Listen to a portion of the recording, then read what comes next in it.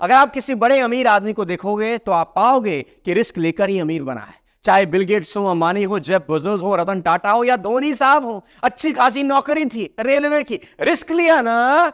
हाँ, कोई भी नया काम करना एक अंधेरे कमरे में जाने जैसा है, एक ऐसी जर्नी पर निकलने जैसा है जिसका रास्ता पता ही नहीं होता, कहां जाएगा, होगा नहीं होगा, तो रिस्क तो है। लेकिन मेरा यह मानना है कि जीतते वही लोग हैं जो रिस्क लेते हैं। अगर इंसान रिस्क ना ले तो क्या कोई बच्चा कभी चलना सीख सकता है? हाँ?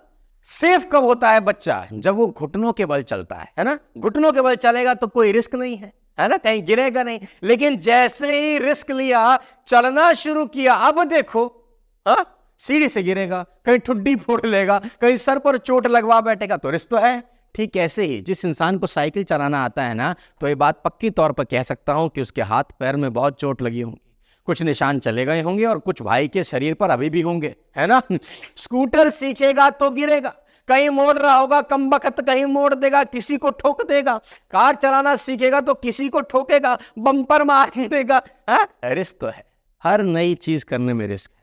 और अगर इंसान रिस्क ना ले तो तरक्की करने की बात तो छोड़ दीजिए, नॉर्मल जिंदगी भी नहीं जी सकता। अपना ही एग्जाम्पल देता हूं। I join direct selling business in 2001। लोगों ने कहा, शर्मा जी कोई फ्यूचर नहीं है इस प्रोफेशन में, आप बड़ा रिस्क ले रहे हैं, लाइफ खराब हो जाएगा। लेकिन मैंने रिस्क लिया, आज आपके सामने। हमेशा याद रखें, when there is no risk there is always a more risk. यानी रिस्क ना लेना सबसे बड़ा रिस्क। पर ध्यान रहे, यहां एक बहुत बड़ा फ्लॉ है, रिस्क हमेशा कैलकुलेटिव ही होना चाहिए।